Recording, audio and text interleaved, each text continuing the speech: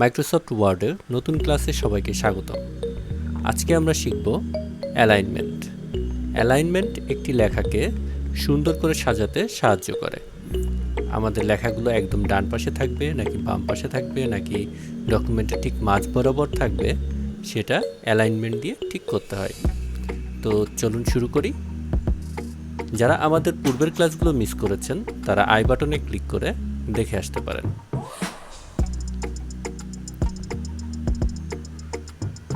যেমন দেখেন এই লেখাটা এটা আছে একদম রাইট সাইডে। এটাকে আমরা চাইলে ঠিক মাঝ বরাবরও নিতে পারি বা একদম লেফট সাইডেও নিতে পারি। তো এটার জন্য এই যে আমরা আইকনগুলো দেখতে পাচ্ছি, আমরা যদি আরও ভালো করে দেখাই, এই আইকনগুলোতে ক্লিক করলে আমরা অ্যালাইনমেন্ট ঠিক করতে পারি। এটা থাকে মাইক্রোসফট ওয়ার্ডের হোম আইকনে ক্লিক করে দেন আমরা যে ফন্টের কাজ করেছিলাম, ফন্ট বক্সের পরের বক্সে প্যারাগ্রাফ, এই প্যারাগ্রাফের ভিতরে এই চারটা আইকন দেখা যাচ্ছে, এই চারটা দিয়ে আমরা অ্যালাইনমেন্ট ঠিক করি। তো চলুন আমরা ট্রাই করি। তো প্রথমে যে লেখাটাকে আপনি ঠিক করতে চান তার পজিশন সেটাকে মার্ক করে আপনি যদি এখান থেকে প্রথমটাতে ক্লিক করেন তাহলে এটা লেফটে থাকবে, যদি দ্বিতীয়টাতে ক্লিক করেন তাহলে লেখাটা মাঝে থাকবে, আর তৃতীয়টাতে ক্লিক করলে দেখবেন এটা রাইট সাইডে চলে গেছে। এখন চতুর্থ আরেকটা অপশন আমরা দেখতে পাচ্ছি যেটাকে বলে জাস্টিফাই। এটার কাজ কি? এটার কাজ হচ্ছে যদি আমরা চাই আমাদের লেখাগুলো, যেমন দেখেন এই যে একটা প্যারাগ্রাফটা যদি আমরা চাই পুরাটা পেজ ভরা থাকবে, যেমন এইভাবে, এটাকে বলে জাস্টিফাই করা। ঠিক আছে, তখন এই দিকটাও সমান থাকবে, এই দিকটাও সমান থাকবে।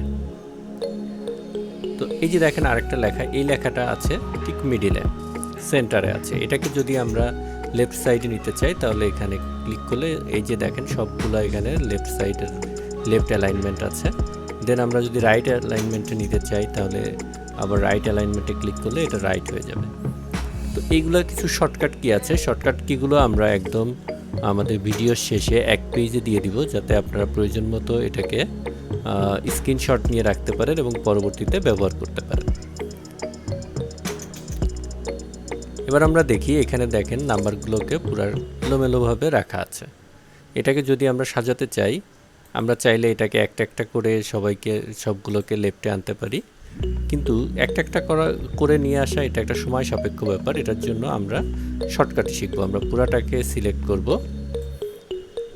দেন আমরা লেফটে ক্লিক করব, সবগুলো লেফটে চলে আসলো। বা আমরা যদি সেন্টার অ্যালাইনমেন্টে ক্লিক করি তাহলে এটা সেন্টারে চলে আসবে। আবার যদি রাইট অ্যালাইনমেন্টে ক্লিক করি রাইটে চলে যাবে।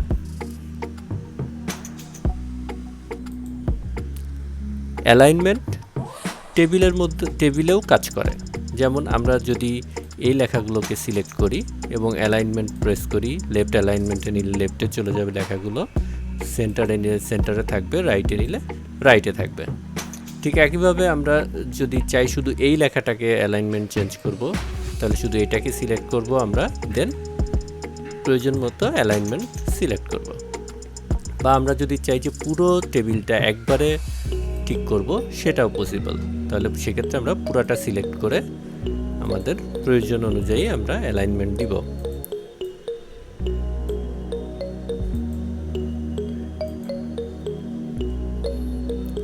তো বন্ধুরা, এই ছিল আমাদের আজকের মতো। যদি আপনি চ্যানেলে নতুন হয়ে থাকেন তাহলে অবশ্যই সাবস্ক্রাইব করবেন, আর যদি অলরেডি সাবস্ক্রাইব করে থাকেন তাহলে অসংখ্য ধন্যবাদ। আর কমেন্টস করে জানাবেন কেমন লাগলো আমাদের আজকের ক্লাসটি। ধন্যবাদ সবাইকে।